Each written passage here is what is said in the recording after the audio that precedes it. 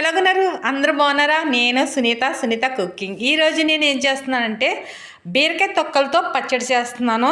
ఇది మనకి గుండెకి మంచిది, అలాగే మనకి అరుగుదల కూడా, షుగర్ ఉన్న వాళ్ళకి కూడా కంట్రోల్ అవుతుంది. పీసు ఉంటుంది కదా, ఆ పీసు వల్ల మనకి ఎన్నో రోగాలను తగ్గిస్తుంది.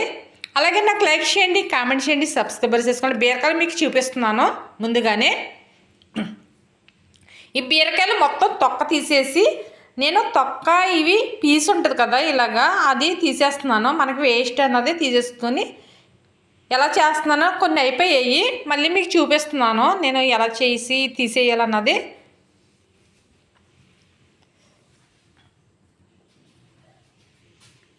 పీస్ అంతా పైన ఉంటుంది కదా, అదంతా తీసేసుకోవాలి.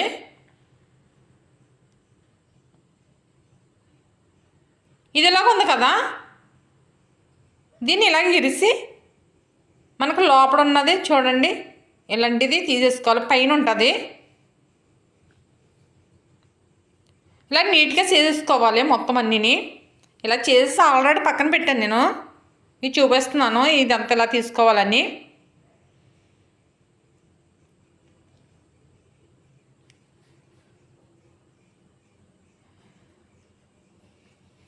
ఇలా తీసిన తర్వాత ఇలా బెజ్జాల బౌల్లో మొత్తం కడిగేసి ఇలా పక్కన పెట్టాను నేను. అలాగే టమాటీలు 4 తీసుకుని నేను కట్ చేసి పక్కన పెట్టాను. అలా పచ్చిమిరకాయలు తగినన్ని, ఎండుమిరకాయలు కూడా తీసుకున్నాను. అలా పచ్చిశనగపప్పు, ఆవాలు, జీలకర్ర, వెల్లుల్లిపాయలు, చింతపండు కూడా తీసుకున్నాను.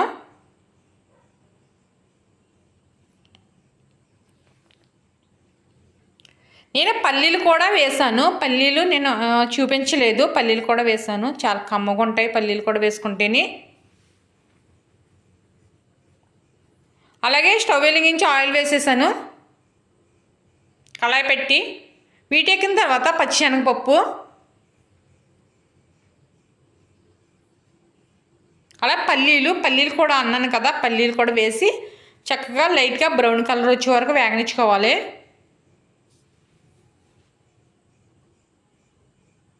ఇలా వేగిన తర్వాత జీలకర్ర, పచ్చిమిరకాయలు, జీలకర్ర, ఆవాలు కూడా వేసేసాను. వెల్లుల్లిపాయలు కూడా వేసాను. ఎండుమిరకాయలు కూడా. ఇవన్నీ మొత్తం మనం లైట్గా బ్రౌన్ కలర్ వచ్చే వరకు వేగనిచ్చుకోవాలి. వేగిన తర్వాత నేను కడిగి పెట్టిన బీరకాయ తొక్కలు కూడా వేసాను.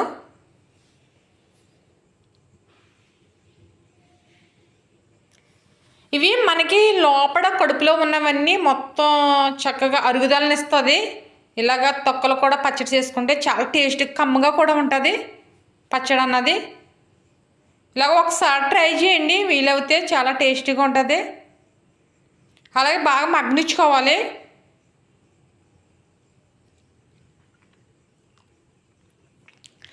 మగ్గిన తర్వాత టమాటీలు వేస్తున్నాను.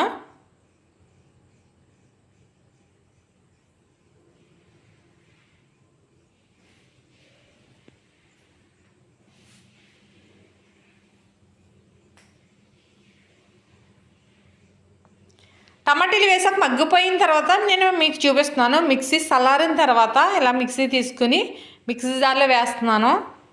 మొత్తం మనం మగ్గనిచ్చేసుకోవాలి. మొత్తం మగ్గిన తర్వాతే, చల్లారిన తర్వాత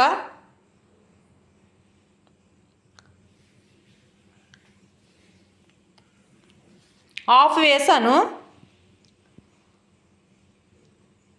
ఈ సగం కూడా నెక్స్ట్ మిక్సీలో వేద్దారని అలాగే సాల్ట్ వేస్తున్నాను.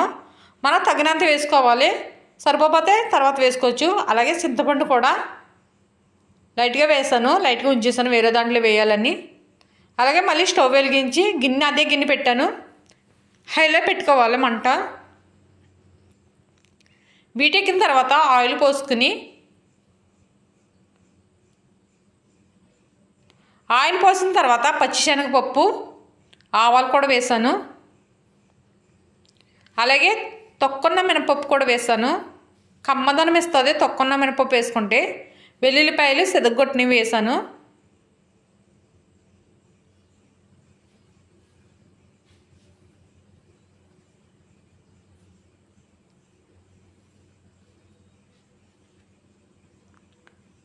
వెండిమిరగాయలు అవి వేగిన తర్వాత వెండిమిరగాయలు వేసుకోవాలి. ముందుగా వేసేసుకుంటే వెండిమిరగాయలు నలుపు వచ్చేస్తాయి.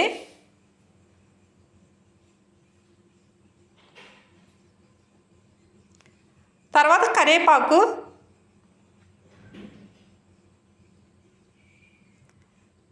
నేను మిక్సీ పట్టిన బీరకాయ తొక్కలు పచ్చడి వేస్తున్నాను. ఇలా కాగే నూనెలు వేసుకుని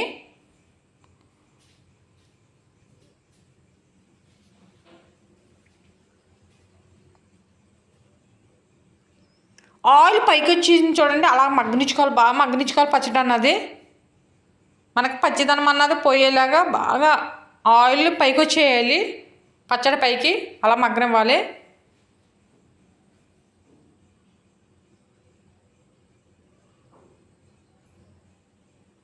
అయిపోయిన తర్వాత మీకు వేరే గిన్నెలో తీసి చూపిస్తున్నాను. చాలా కమ్మగా కూడా ఉంటుంది, చాలా టేస్టీగా ఉంటుంది. ఒకసారి ట్రై చేయండి, అందరూ చక్కగా తినొచ్చు ఇంట్లోనూ, మంచిది కూడా ఆరోగ్యానికి.